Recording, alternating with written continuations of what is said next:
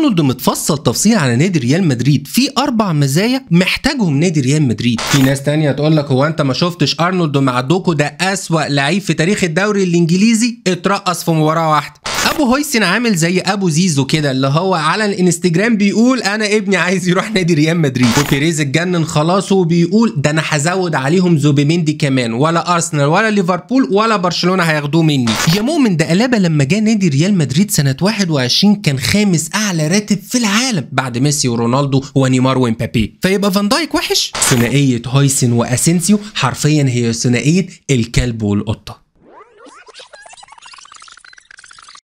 السلام عليكم ورحمة الله وبركاته، حلقة جديدة من حلقات البيت المدريدي. أنا عارف إن الحلقة دي وحشتكم، وبصراحة أنا وحشني الجنون، والحلقة دي هتكون برعاية أم خالد والميم اللي هو بتاع اللي هو إيه أنت اتجننت، لأن اللي إحنا بنشوفه من فلورنتينو بيريز ده اللي هو أنت اتجننت، صفقة ورا التانية ورا التالتة خلال أسبوع واحد، وكلام على مزاج وهوى المدريدية، واحدة أرنولد، التانية هويسن، التالتة زوبيميندي، اللي هو فيه إيه اللي بيحصل مع نادي ريال مدريد مع بيريز هذا الأسبوع. وبرضه الحلقه مش هتكون عن الصفقات بس، هنتكلم في فقره تانية، فقره جميله كده اسمها لعيبه بعيده عن انشيلوتي زي بيلينجهام، هنتكلم عن فينيسيوس، هنتكلم عن اردا جولير. طب بس كده يا معطي؟ هقول لك لا، في دقيقتين بس ولا دقيقه ونص هنتكلم فيها عن المدافع اسينسيو وتجديد عقده، وحته اخيره عن تشواميني. اسبوع مدريدي مليان جدا، فعشان كده تعالوا ندخل في الموضوع على طول ونقول بسم الله.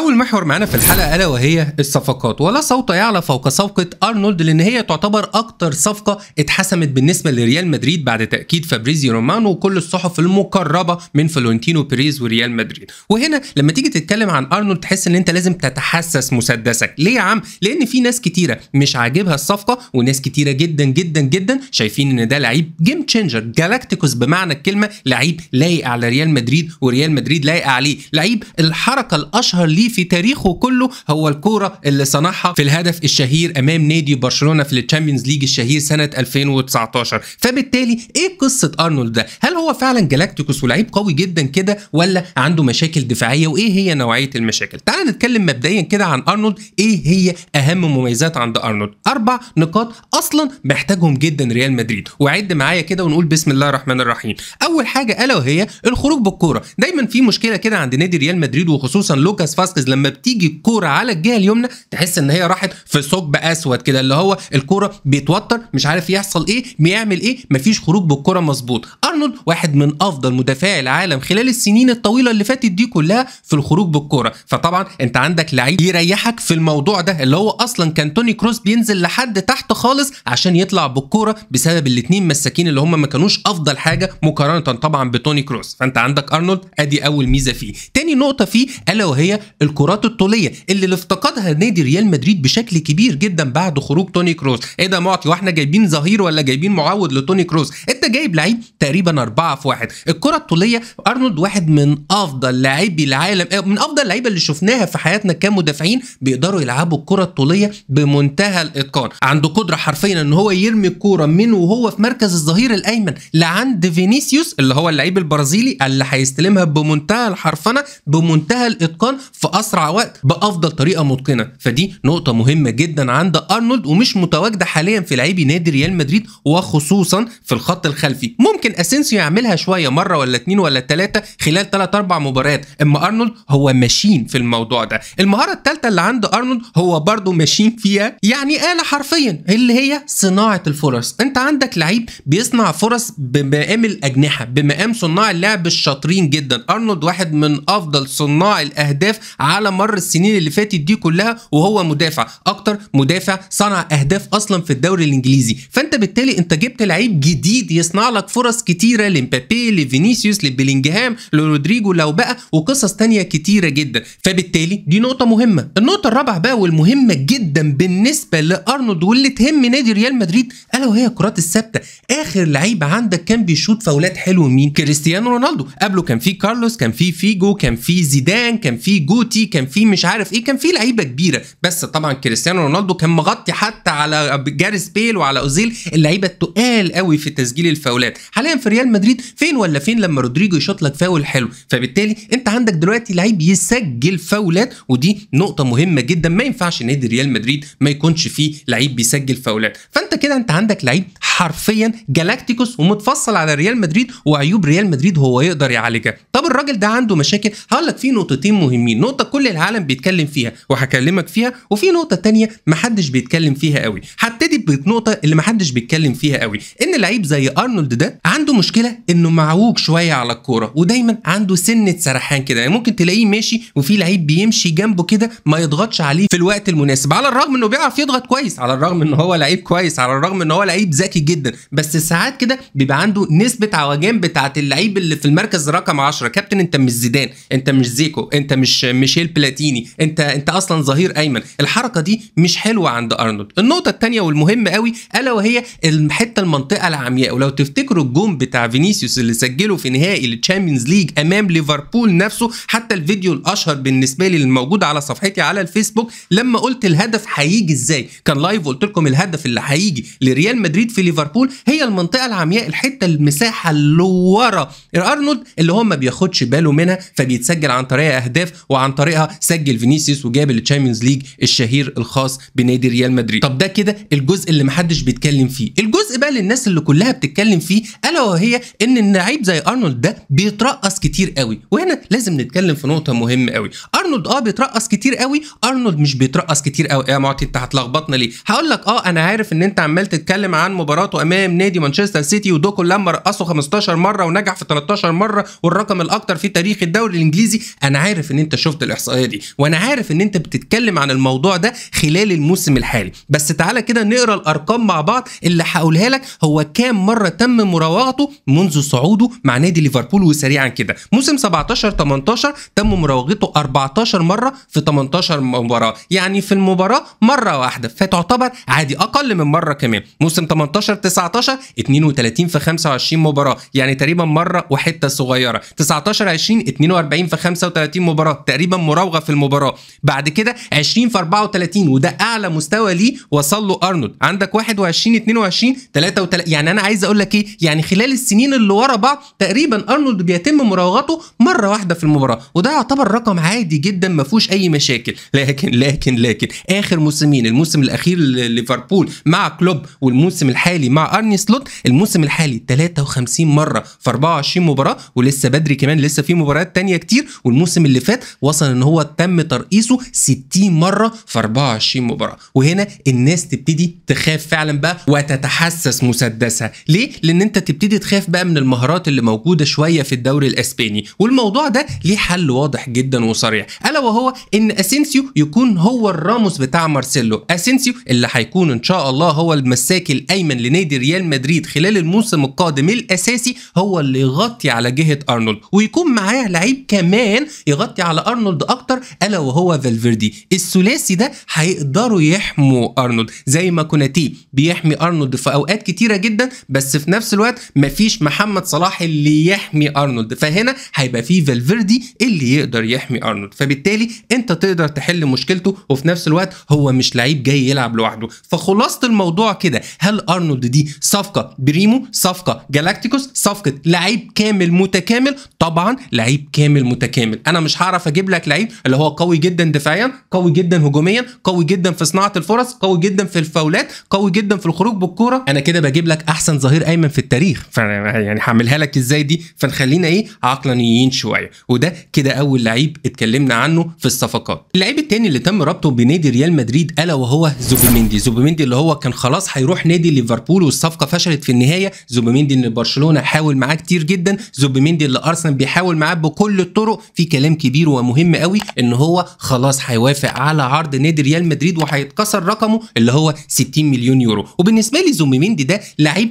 هيرجع لك تاني ستايل بتاع تشابي الونسو، الستايل بتاع رودري. ليه بقى؟ لان نادي ريال مدريد على مدار السنين الطويله اللي فاتت عنده حاجه من اتنين، يا اما عنده لعيب ديستروير زي كاسيميرو، لعيب قوي جدا جدا دفاعيا، لكن عنده مشكله كبيره وكوره معاه، وده كاسيميرو وكل الناس عارفه الموضوع ده. يا اما لعيب تاني ريجيستا، لعيب زي توني كروس، لعيب يقدر يحرك الملعب كله وصاحب رؤيه خرافيه، واحد من افضل لعيبه التاريخ في الرؤيه عموما وفي تحريك الكره من الخلف، لكن في نفس الوقت هو مش جريمه يعني في الدفاع، هو مش قوي جدا دفاعيا، واحنا فاهمين القصه دي عن توني كروس. اما زوبيميندي بقى هو جاي يرجع لك الفكره بتاعت تشابي الونسو، الفكره بتاعت رودري الاسباني بتاع نادي مانشستر سيتي. هو مش زيهم، هو لسه ما وصلش المستوى ده، لكن احنا بنتكلم عن لعيب عنده 25 سنه، فبالتالي عنده هامش للتطوير، وده نادي ريال مدريد. فبالتالي لما تروح لريال مدريد انت هتموت نفسك، انت هتطور نفسك. لعيب اسباني بيلعب اساسي في المنتخب الاسباني، فانت زودت اسبانيه الفريق، فبالتالي انت بقى عندك لعيب ينفع يلعب على الدايره لوحده، بدل ما انت عمال تقول لا تشاوميني مع كامافينجا، لا كامافينجا مع فالفيردي، لا مش عارف ايه لا مع ايه. انت ممكن تلعبه وحده هو على الدايره، وقدامه 2 لعيبه تمانيات بادوار هجوميه كبيره، لان هو يقدر يجمع ما بين الاثنين. ديستروير يقدر يخطف كرات، يقدر يعمل انترسبشن اللي هو يقدر الكره وهي معديه يخطفها يتوقعها مظبوط، والنقطه الثانيه ان هو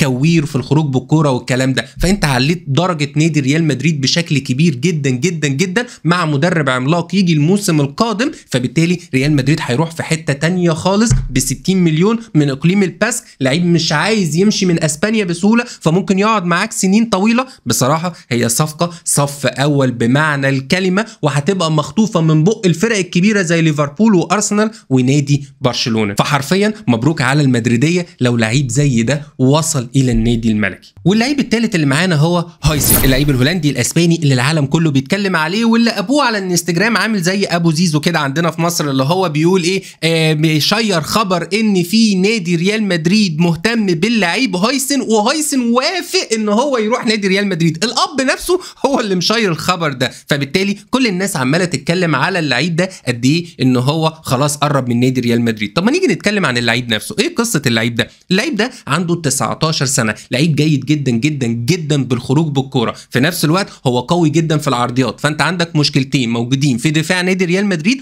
هو هيحلها لك بشكل كبير جدا. طب اللعيب ده صف اول يا معطي؟ هقول لك لا، هو خبرته في الكوره مش كتير، هو 19 سنه، هو مش باستوني بتاع انتر ميلان، هو مش لوتربيرك مش بتاع بروسيا دورتموند، هو مش نفس المستوى ده، لكن في نفس الوقت هو اسباني 19 سنه بيلعب مع المنتخب، وشفنا الكره الطويله في الهدف اللي صنعها لامين يامال، لعيب متقن، لعيب رايق، لعيب عاقل، لعيب قوي بمعنى الكلمه. فبالتالي انك تجيبه بالسعر ده في السن ده اللي هو يعمل ثنائيه مع اسينسيو، فهي مربوحه جدا.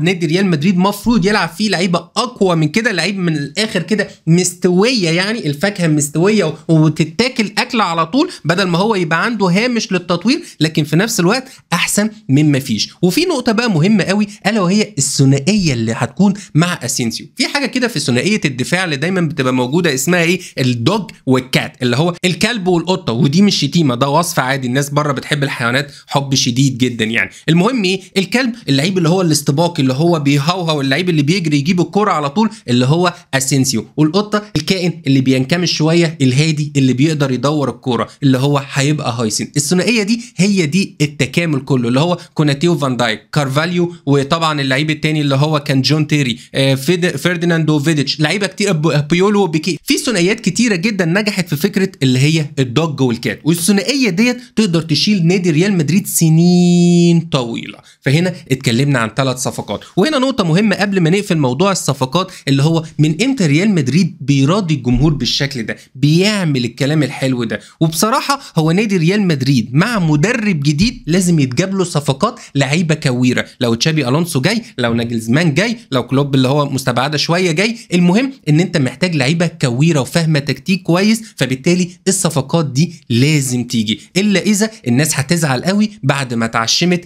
قوي قوي قوي. وده كده الجزء الاول من الحلقه، الا وهي صفقات محتمله، صفقه زي ارنولد خلاص، وصفقات قربت ان هي تحصل.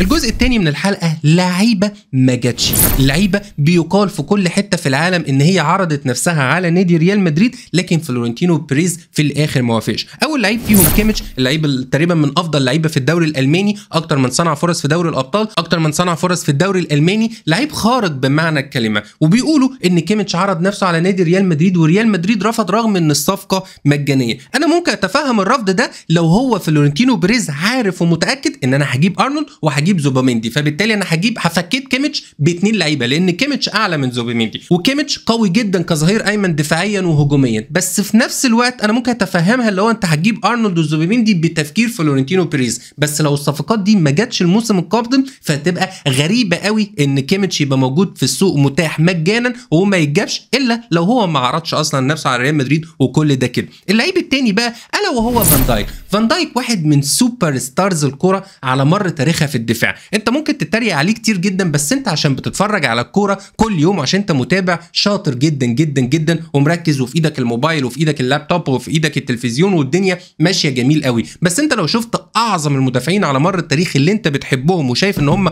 اعظم اسماء، كانت الناس ديت بتتالق مباراه وثلاثه لا وتغلط هنا وما تغلطش هنا. الدوريات اصلا ما كانتش مذاعه خارج الدوله بتاعتها لحد التسعينيات، فالناس ما كانتش عارفه اللي بيحصل قوي مع كل اللعيبه. اما حاليا العين على اللعيبه كل يوم كل لحظه في كل غلطه، فما ينفعش فان دايك يتحط في خانه اصل هو غلط اصل هو عمل اصل ايزاك عمل. المهم بص له على بعضه. ولما يبقى فان دايك مش عايز يجي يقول لك اصل سنه كبير فعنده كام سنه 33 سنه، طب انت عندك اللعيب التاني اللي هو اصلا ألابا. لعيب ألابا ده لما جه نادي ريال مدريد كان خامس اعلى راتب في العالم بعد ميسي ورونالدو ونيمار ومبابي.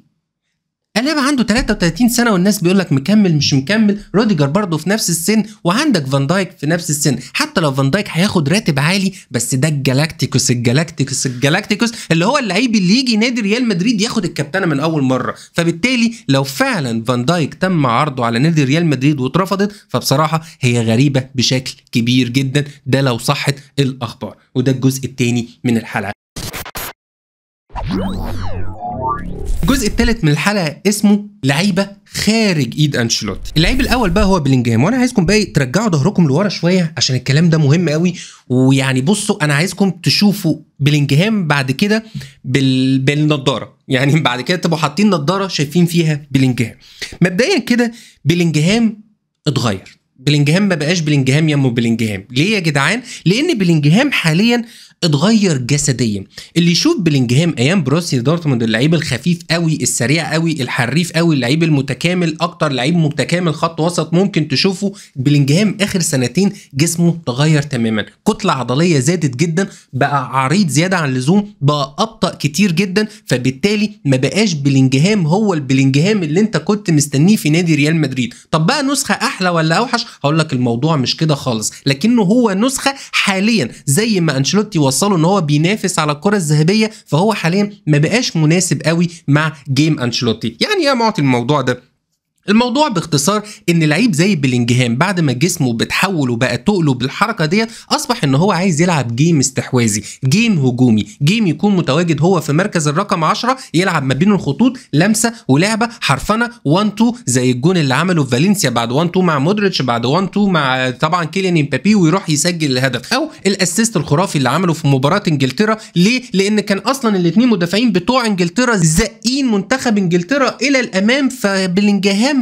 قادر يتحكم في الملعب. اما ريال مدريد انشيلوتي حاليا اللي هو بلينجهام برضه بيتألق لكن هو بيعتمد على التحولات، فبلينجهام بيتحول اللي هو عامل زي الكلب الحيران كده لحد الدقيقه 70، ممكن بلمسه واحده يغير لك المباراه كلها، بس هو عمال رايح جاي رايح جاي رايح جاي، فبالتالي تلاقيه بيعمل تاكل ملوش لازمه، انترسبشن مش عارف ايه، يتزحلق. كل شويه تتفرج على بلينجهام وركز جدا في الموضوع ده وانا بعمل لك بالنضاره اهو، هتلاقيه بيعمل اللي هو بيبقى واقف كده جنب اللعيب ما بيعملش اي حاجه وبعد كده راح متزحلق، اللي هو كابتن انت بتزحلق ليه؟ بتزحلق غلط، بيبقى شكله وحش، اللي هو مش عارف ياخد قرار. بصراحه بيوصل للدقيقه 70 اللي هو بيشحر مش قادر. ليه؟ لان بيلينجهام مش الجيم بتاعه جيم التحولات. كان ممكن لو هو لسه بنفس الجسم والاسلوب بتاع بروسيا دورتموند، اما حاليا هو عايز جيم استحواذي فقط، وهتشوف نسخه مرعبه من اللاعب اللي اسمه بيلينجهام. اللعيب الثاني الا وهو اردا جولير. يا جدعان يا جدعان يا جدعان، زي ما قلنا على رافينيا انه ما ينفعش يلعب على الخط، زي ما قلنا ان لامين يامال ما ينفعش يلعب على الخط، اهو برضو اردا جولير ما ينفعش يلعب على الخط.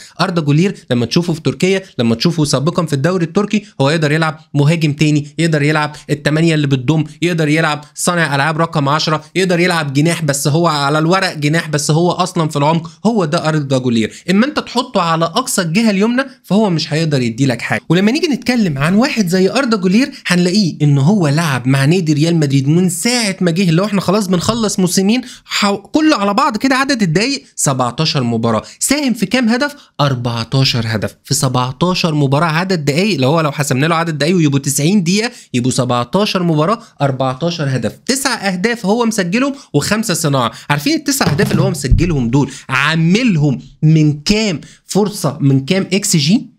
من 3.5. يعني تقريبا الراجل ده من افضل لعيب العالم ان هو يسجل اهداف من اصعب الزوايا ومن ابعد الاماكن. يعني لو في مدرب هيقدر يستغل اردا جولير ممكن يطلع منه ب 30 مساهمه خلال الموسم الواحد. طبعا نادي ريال مدريد المنافسه فيه صعبه، في رودريجو اصلا ان هو ممكن يمشي، في مبابي، في بلينجهام، في فينيسيوس، في جيم استباقي، جيم استحواذي، في الكلام الجميل ده كله، لكن اردا جولير مش مكانه على الجهه اليمنى، عشان كده بنشوفه افضل شويه طبعا مع منتخب تركيا. النقطه الثالثه واللعيب الثالث اللي هو بعيدا عن انشيلوتي الا وهو فينيسيوس رغم الخساره من كام ساعه ديت امام المنتخب الارجنتيني او حتى امام كولومبيا اللي هم الاسامي الثقيله جدا في امريكا الجنوبيه، على غير ان الناس ممكن تكون واخده بالها منه. على فكره فينيسيوس قدم مباراتين كويسين، وخصوصا امام الارجنتين الشوط الاولاني مش الشوط الثاني، وامام كولومبيا كان كويس، سجل هدف وجاب ضربه جزاء، وامام المنتخب الارجنتيني ما كانش اوحش حاجه. وهنا لازم نتكلم عن فينيسيوس مع انشيلوتي واللي هو عمله ممكن يضيعه. فينيسيوس من بعد حوار الكرة الذهبية وجايزة ذا بيست شاف نفسه قوي، اتعوج قوي، اللي هو انا نجم قوي. ودايما فينيسيوس ده لما بيبقى مضغوط قوي يدي لك حاجة، زي في البرازيل دايما بيشتموه بيعيبوا عليه، انت ما بتعملش حاجة، نيمار احسن منك، فتلاقيه كان داخل الماتشين دول انا عايز اعمل حاجة. لكن الارجنتين والقصة ورافينيا واللي عملها غيروا الموضوع كله، لكن حاول فيها فينيسيوس. في ريال مدريد الناس تشتمه وتهاجمه وتعمل وتخلي، تلاقيه بيتألق امام البايرن، امام بروسيا، امام مانشستر سيتي. لما تلاقيه بقى بيتدلع هتلاقيه بيتدلع جامد لدرجة ان امام اتلتيكو مدريد في 32 ثنائيه الراجل نجح في 9. فضيحه بمعنى الكلمه، من وسط 23 مراوغه نجح في 7، اللي هو ملك المراوغات. امام منتخب الارجنتيني في الشوط الاولاني 7 مراوغات نجح في 7، لان فينيسيوس ده حريف. تشوفوا اللي هو مثلا يقابل كيميتش يضحك العالم كله، كيميتش اللعيب ده ضحك العالم كله على كيميتش ويرقصه يمين في شمال. ففينيسيوس لازم يكون مفهوم ان اللعيب ده لازم يتم احتوائه بمدرب قوي بشكل كبير جدا. هو وصل لمرحله ان انت عشان توصله لاعلى مستوى تصاحبه، بس دلوقتي لازم تشده شويه. واخر نقطتين هنتكلم فيهم الا وهو اسينسيو، اللعيب الرائع ذو الشخصيه الرائعه اللي تم تجديد عقده سبحان الله مع نادي ريال مدريد. اللعيب اللي هو ما كانش المدافع الاول ولا الثاني اللي هو في نادي ريال مدريد الشباب، حاليا بقى خيار اول بيجدد ل 2029. كل جماهير نادي ريال مدريد عايزه تجدد له وعايزاه يلعب اساسي، وهو فعلا جدد. واللعيب اللي هو مين احسن مدافع او مين قدوتك؟ يقول لهم راموس. طبعا اي حد هيقول راموس، بس يقولوا له انت احسن ولا لو انت في تشكيله تختار نفسك ولا تختار راموس؟ قال لهم دلوقتي راموس، بس ما اعرفش في المستقبل في ايه. اللي هو بيحب يحط على نفسه تحديات، بس يبان كده والله اعلم ان اللعيب ده قد التحديات. واخر لعيب هنتكلم عنه تشواميني، اللي بقاله 7-8 مباريات في مستوى متحسن كتير جدا. وفي نقطه مهمه قوي ان تشواميني قرر مع نفسه ان هو يكون عنده ثقه في نفسه. دايما الناس بتاخد ثقه في نفسها، يا اما حد بيديها لها يا اما هو هياخد القرار. تشواميني اخد القرار. تشواميني، واسمعوا النقطه دي مهمه قوي، تشواميني دايما عنده اخطاء، وبالمناسبه هو ما زال لسه عنده نفس الاخطاء، بس الفرق ان هو كان عنده اخطاء فكان دايما بياخد القرار الاسهل واللعبه السهله. ليه؟ لان اللعبه السهله الناس مش هتاخد بالها منها ويبقى الدنيا معديه خلاص. فالناس لما ما اخدتش بالها منها ما بقتش بتشوف غير الاخطاء، لان اللعب كله سهل. اما حاليا بدا ياخد قرارات اصعب شويه فبدا يبان تحسنه. فهي الفكره ان هو وثق في نفسه، والثقه دي بانت على ارض الملعب. ودي كده كانت الحلقه بتاعه البيت المدريدي الخاصه بهذا الاسبوع. كل سنه وانتم طيبين، بدري بدري بدري ورمضان بيجري والكلام الجميل ده. كل سنه وانتم طيبين بمناسبه عيد الفطر، وان شاء الله الحلقه الجايه الاسبوع الجاي هتبقى حلقات مهمه جدا، مش حلقه واحده، هتبقى اكتر من حلقه، عشان في موقعه نادي ارسنال ذهاب وعوده وكلام كبير جدا هيتقال باذن الله. انا احمد معطي، اشوفكم على خير، سلام.